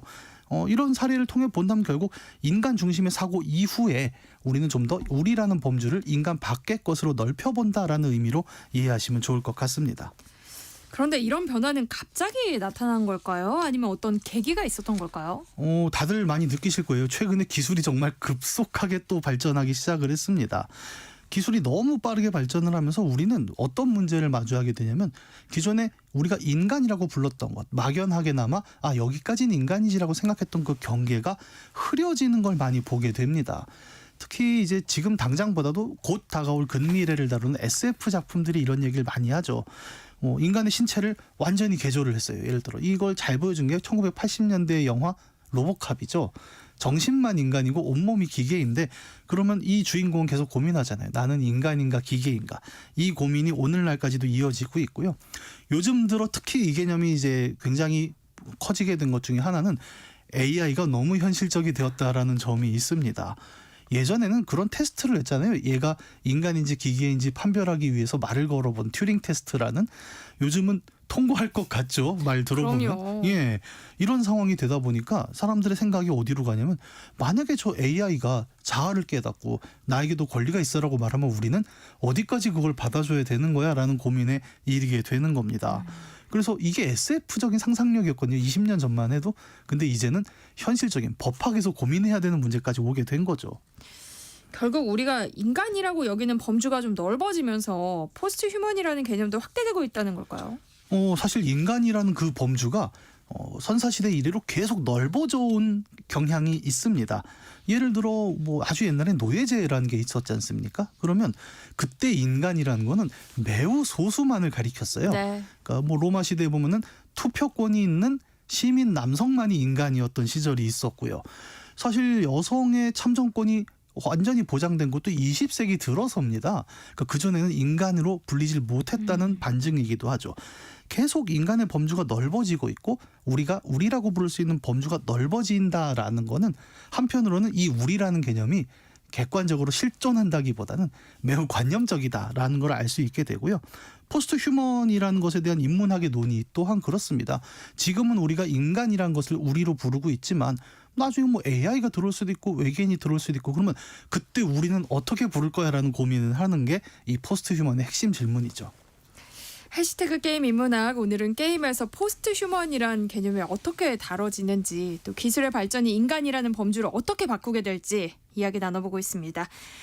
그런데요, 포스트 휴먼은 영화나 소설에서도 많이 좀 다뤄온 주제 아니에요? 아까 80년대 로보캅 얘기도 했지만 인간이 스스로의 기술 발전 속도에 약간 놀라기도 하거든요. 이러다가 정말 인간 같은 뭐가 나오는 거 아니야? 이 네. 고민을 굉장히 오래전부터 했습니다. 그래서 포스트 휴먼 논의는 이렇게 인문학적으로 정리를 하면 굉장히 어렵지만 우리는 꽤 대중매체에서 익숙하게 본 적이 있습니다. 대표적으로는 애니메이션 은하철도 999를 기억하세요? 기억하죠. 네, 이걸 기억하시면 이제 나이가 좀 연식이 인정이 되는 건데 이 이야기의 시작과 끝을 잘 생각해 보면 엄마 잃은 주인공 철이가 있죠. 이 철이가 왜 안드로메다에 갑니까? 이거를 드라마로 띄엄띄엄 보신 분들은 모르는데 엄마가 죽었잖아요. 네. 근데 철이는 죽기가 싫어서 영생할 수 있는 기계인간으로 몸을 바꿔주는 곳이 안드로메다에 있다고 해요. 그래서 거기로 가는 여행입니다. 뭐 최종 결말 이건 스포는 아니겠죠. 너무 옛날 거라. 결국 기계인간이 되는 걸 거부하면서 이제 엔딩이 나오기도 하는데 1970년대에 만들어진 이 애니메이션도 이미 포스트 휴먼에 관한 굉장히 중요한 질문을 다루고 있는 걸 우리가 알 수가 있고요. 또 하나 이제 약간 다른 의미의 포스트 휴먼으로 볼 수 있는 영화가 혹성 탈출입니다. 이 영화도 마지막 장면이 예전엔 굉장히 큰 스포였는데 이젠 다 알잖아요. 마지막 장면에 그 인간들이 도망치다가 유인원에게 쫓겨서 해안에 갔는데 모래사장에 자유의 여신상이 묻혀 있어서 이게 미래의 지구였구나. 미래의 지구에는 인류가 다 멸망하고 유인원의 세계가 됐구나라는 걸 깨달으면서 끝나게 되는데 어떻게 보면 이 장면이야말로 인간 이후의 세계. 다시 말해 인간은 다 거기서 멸종했고 유인원들이 세계를 지배하는 데서 우리라는 건 도대체 어디인가라는 개념을 묻는 질문이기도 했죠. 그래서 많은 영화, 드라마, 애니메이션이 이미 포스트 휴먼에 관한 질문들은 많이 하고 있다라고 보셔도 되겠습니다. 그렇다면 게임에서는 포스트 휴먼이 어떻게 다뤄지고 있어요? 이게 이제 재밌는 게 2020년대에 사이버펑크 2077이라는 게임이 출시가 됐는데요. 이름 그대로예요. 사이버 시대라는 2077년의 가상 세계를 다루게 되는데 이 게임이 정말 포스트 휴먼의 많은 것들을 보여줘서 아주 좋은 사례가 되는데요. 네. 게임 속에 2077년이 되면 생체 기술이 굉장히 발달을 해서 등장하는 주인공부터 돌아다니는 시민들까지 모두가 자신의 신체를 굉장히 값비싼 기술 부품으로 갈아 끼울 수 있는 시대에 오게 됩니다. 보통 게임은 그런 거 있죠. 뭐 이렇게 플레이를 하다 보면 레벨업을 하잖아요. 이 게임에서는 레벨업도 있지만 그보다 중요한 게 뭐냐면 신체를 임플란트로 대체하는 거예요. 돈을 모으고 아이템을 모아서 안구를 바꿔버립니다. 기계로. 그러면 갑자기 벽을 투시할 수 있게 되고 시력이 막 5.0이 나오고 이게 실제로 게임 안에 어드밴티지가 되면서 플레이어들이 자기 몸을 계속 갈아 끼우는 형태로 레벨업을 하는 걸 보게 됩니다. 단순히 뭐 그냥 무기를 업그레이드 한다 뭐 이런 게 기존의 게임 방식이었다면 이 게임에서는 직접적으로 너의 신체를, 예를 들어 저 같은 경우는 제일 놀란 게 양 다리를 기계로 바꿀 수가 있습니다. 그럼 갑자기 점프가 한 10m가 넘게 올라가게 되거든요. 이런 경험들을 게임 안에서 직접 해볼 수 있는 게임이에요. 그런데 그렇게 하나하나 모든 신체를 다 바꿔 끼면 결국에는 그냥 로봇이 되는 거잖아요. 네, 이 질문이 고대 그리스부터 있었죠. 테세우스의 배라는 개념이 있습니다. 테세우스가 배를 타고 가는데 자꾸 고장이 나요. 그래서 여기저기 부품을 갈아 끼우다 보면 나중에 전체 목재를 다 갈게 되지 않습니까? 그러면 이 배는 테세우스의 배인가 아닌가? 이거를 고대 그리스 때부터 물어온 개념이었는데 사실 비슷한 질문이 포스트 휴먼에서도 반복되는 거죠. 정말 게임을 하다 보면 온몸을 다 기계로 바꿔버리는데 그러면 플레이어가 야 그럼 이 정도 되면 이게 나야? 라는 질문이 생기게 되고요. 실제 여러 게임 속에서 겪는 모험들이 그런 질문들을 떠올리게 설계가 돼 있어요. 그리고 이게 정말 기계로 대체된 게 나인가라는 것들을 충돌을 통해서 또 많이 보여주는데 게임 속에서 예를 들어 이 게임에서 인체를 임플란트로 교체할 때 굉장히 큰 부작용이 있는 걸로 나오는데 왜냐하면 결국 정신은 이제 뇌로 통해 작동을 하잖아요. 근데 이 뇌가 바꿔 낀 임플란트를 미처 제대로 인식을 못하니까 자꾸 충돌이 나는 거죠. 근데 이게 그냥 충돌이 나서 작동을 안 하는 정도가 아니라 결국은 정신에 자꾸 충격을 주게 되다 보니까 이른바 이제 기술 사이코라는, 그러니까 기술 발전으로 인해 얻는 정신적인 데미지가 이 세계에서 굉장히 일상적인 중독으로 퍼져나가는 네. 배경을 갖고 있습니다. 그러다 보니까 정말 플레이하다 보면 계속 그 생각이 나는 거예요. 그러면 이렇게까지 부작용을 우리가 감내하면서까지 온몸을 갈아 끼우는 것은 정말 오늘보다 나은 내일을 위한 선택인가? 라는 질문이 게임 내내 쫙 깔려 있게 됩니다. 그래서 게임을 하다 보면 좀 섬뜩하기도 하고요. 특히 이제 그 갈아 끼우는 장면들을 보면 정말 그 수술대처럼 생겼는데 거기에 드라이버랑 그 납땜용 인두랑 이런 게 막 올라와 있습니다. 그래서 미래의 의학이란 건 좀 기술공학처럼 바뀌지 않을까? 이런 고민까지도 보여주는 굉장히 우리가 생각하는 그러니까 기계로 대체할 수 있는 인체를 넘어선 인간에 대한 고민들을 많이 드러내는 게임이죠.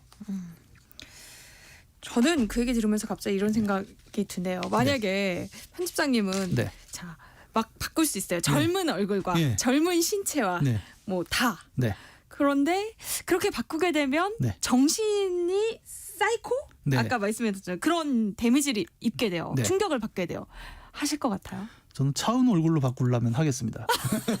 뭐 그렇게 했는데 아무래도 이제 이런 기술에 의해서 신체를 바꾸는 변형들은 이 게임에서 굉장히 좀 재밌게 드러나는 부분들이 있는데 뭐냐면 단순히 이게 기술적으로 문제다 해서 끝나는 것이 아니라 또 다른 현실적인 문제가 있다는 걸 게임은 굉장히 드러내면서 포스트 휴먼 문제의 아주 중요한 부분을 하나 드러내는데요. 그게 뭐냐면 네. 오늘날 기술 발전이 실제 실현되기 위해서는 결국 자본주의 체제라는 현실의 사회 체제 문제가 반드시 겹쳐 나온다라는 점이 드러납니다. 당연히 이런 임플란트 기술 같은 건 우리도 요즘 보지 않습니까? 이른바 빅테크 기업이라는 것들은 굉장히 많은 자본을 투여를 하죠. 상상도 못할 자본을 투여를 하고 그 결과를 통해서 수익을 내는데 당연히 이 거대한 자본을 투자해서 빠른 기술 발전이 되고 세상이 좋아지는 부분도 있습니다만 이 게임에서 보여주고자 하는 것은 이 자본주의를 기반으로 돌아가는 기술 발전의 시대가 한쪽 구석에선 또 어둠을 키우고 있다는 걸 드러내고 있어요. 예를 들어 앞서 말씀드린 그 신체 임플란트 있잖아요. 하나도 공짜가 아닙니다. 네. 그래서 처음에 게임 시작하면 뭐 레벨 1일 땐 돈이 없잖아요. 그래서 업그레이드를 해도 효과를 잘 모르겠어요. 뭐 이게 뭐가 업그레이드 된 거야? 그냥 좋다니까 끼워야지라고 하는데 점차 돈이 늘어나고 기술이 올라가면서 이제 좀 충격적인 변화를 줄 수 있는 장비들을 바꾸게 되는데 문제는 뭐냐면 이게 플레이어에게만 적용되는 게 아니라 이 사회 전반에 동일하게 적용되는 공식이라는 거죠. 그래서 혜택이 주어지죠. 그러니까 예를 들어 아까 얘기한 대로 10m 점프를 하면 얼마나 좋겠습니까마는 이 게임 속의 현실에서 10m 점프를 위해 다리를 바꿀 수 있는 사람은 극소수에 불과하다라는 것이 드러나게 됩니다. 아까 얘기한 대로 온몸을 다 기계로 바꾸면 결국 영생을 할 수 있는 가능성이 열리지 않습니까? 근데 이 게임에서 정말 그 영생에 다가간 사람들은 누구로 나오냐면 이 빅테크 기업의 CEO만 그게 가능한 걸로 나오게 되거든요. 기술은 정말 많은 가능성을 우리에게 열어주지 않습니까? 근데 이 게임은 기술이 가진 밝음과 어두움, 근데 밝음만을 얘기하는 것이 아니라 그러한 기술적 진보가 결국은 이 사회의 특정한 소수들에게만 허용되고 그 소수 외에는 오히려 부작용이 나온다는 걸 계속 보여줘요. 이 부작용이 어떻게 나오냐? 다들 알잖아요. 이 갈아 끼우면 정말 신체가 좋아진다는 걸. 그러니까 지하에서 불법 수술 현장들이 생겨나기 시작을 합니다. 그래서 싸구려 부품, 중고 부품, 우리 당근하듯이 쓰다 남은 부품들을 모아서 대충 세척해서 갈아 끼우는, 그러면서 그 부작용으로 어떻게 보면 가난한 사람들은 더욱더 위험한 상황에 놓이는 이런 장면들을 계속 보여주면서 뭐랄까 기술이 꼭 가져오는 것이 유토피아만이 아니라 디스토피아적인 측면도 있다라는 것을 이 게임은 계속 보여주고 있는 거죠. 그러니까 포스트 휴먼이라는 인문학적 과제도 결국에는 사회 제도라는 측면과 분리해서 생각할 수 없다는 거네요. 그렇습니다. 이 게임이 보여준 굉장히 큰 성취가 저는 이 부분이라고 생각을 해요. 인류가 지금까지 이룩한 기술 발전은 항상 양면적인 부분이 있었죠. 정말 놀라운 기술들이 우리 삶을 풍요롭게 하고 인구를 이만큼까지 부양을 하기도 했지만 동시에 한쪽에서는 어떻습니까? 뭐 요즘 환경오염, 기후위기 이런 문제부터 시작해서 사회적으로는 아직도 해결되지 않고 있는 뭐 빈부격차나 인권 문제들이 계속 나타나고 있는 걸 볼 수 있고요. 그래서 기술과 철학 그리고 사회 제도의 문제라는 것은 각각 따로 떼서 생각하면 쉬울 수 있어요. 근데 이것들이 복잡하게 얽혀가는 것이 실제 세상이다라고 하면 문제 하나 해결하는 것이 참 쉽지 않구나라는 걸 우리는 좀 느끼게 되고요. 포스트 휴먼이라는 개념의 문제는 그래서 시작은 인간이란 무엇인가, 인간의 범주란 어디까지인가라는 철학적인 질문이었지만 이 질문에 답하기 위해서 우리가 겪어야 될 과정이란 건 철학적 문제를 넘어서 사회, 법과 제도, 그리고 기술까지를 아우르는 굉장히 복잡하고 포괄적인 질문으로 넘어가게 된다는 거고요. 사이버펑크 2077이라는 이 게임이 보여준 것이 이 포스트 휴먼이라는 것이 그냥 책상 앞의 질문이 아니라 현실적으로는 얼마나 복잡하고 어려운 문제인가를 잘 보여주는 샘플이 아니었나 싶습니다. 네, 해시태그 게임 인문학 이경혁 게임 제너레이션 편집장과 함께했습니다. 고맙습니다. 감사합니다. 네, 세상의 모든 정보 여기서 마무리하겠습니다. 끝으로 버스커의 벚꽃 엔딩 들려드리면서요. 여러분들 행복한 오후 보내시길 바랄게요. 지금까지 아나운서 전주리였습니다. 고맙습니다. 그대여